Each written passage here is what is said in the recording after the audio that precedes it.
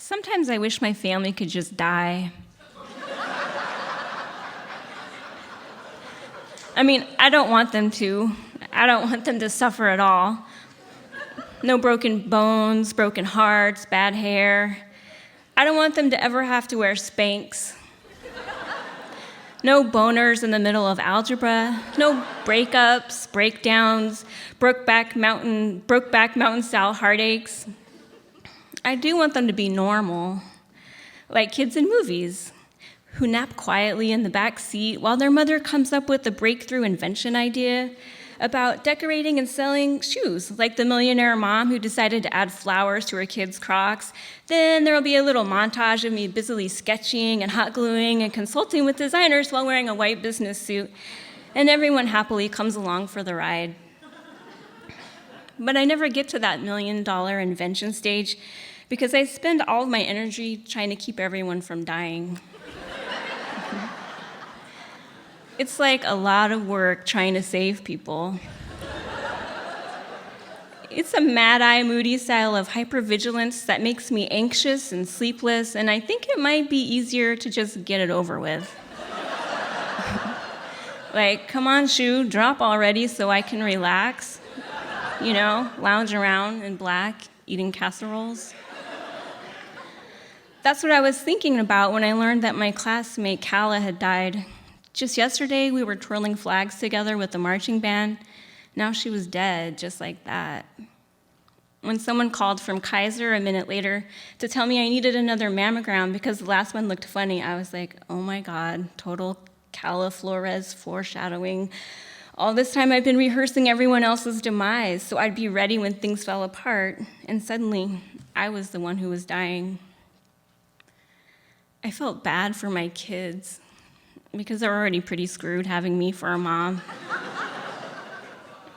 Now they're going to be orphans.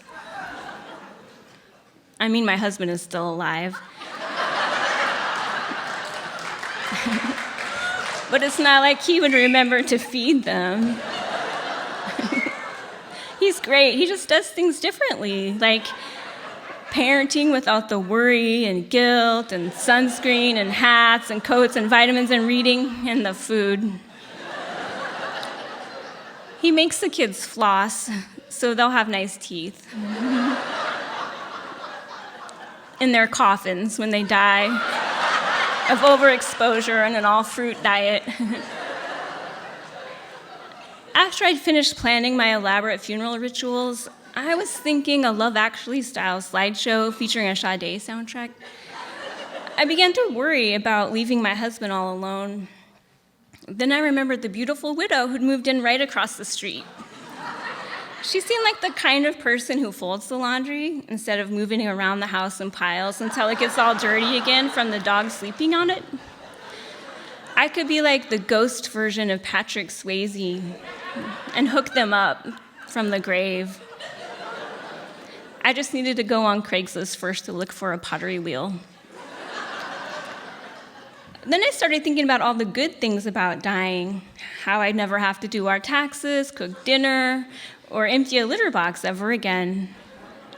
Goodbye to saying goodbye to those extra 30 pounds. Hello, food.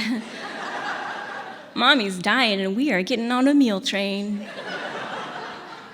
In the world of food as currency, casseroles equal love.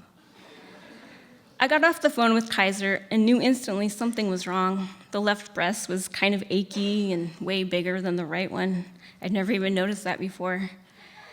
At the appointment a few days later, when the technician saw my scan, she said it seemed off and sent me next door for an ultrasound. The doctor splooged that stuff on and moved the wand around. That part was kind of nice, actually.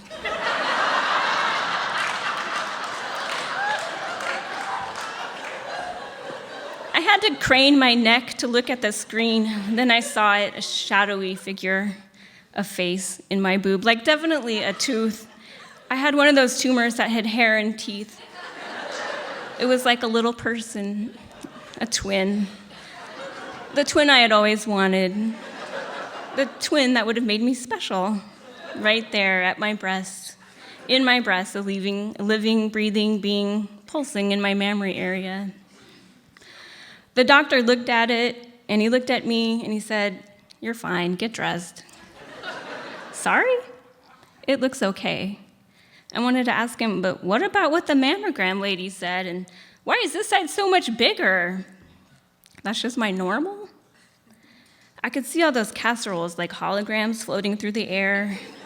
Gluten-free lasagna supreme disappear before my eyes. Later that week, I was crying in my driveway about it to my friend Stephanie, and she said, "Nicki, God has a better plan for you." I cried, thinking, yeah, I roll. Because I knew somehow the climax of this story was supposed to be better. I was supposed to do something, write a book, run a marathon, flip a car. I was supposed to transform. Instead, I spent the rest of the week in a daze.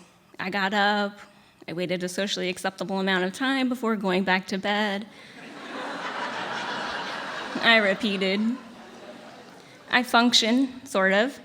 I vowed not to burn myself up to keep others warm. I avoided chocolate before noon. I tried salmon jerky and colonics. I flossed. Then Stephanie stopped by after work on Friday. She brought casserole.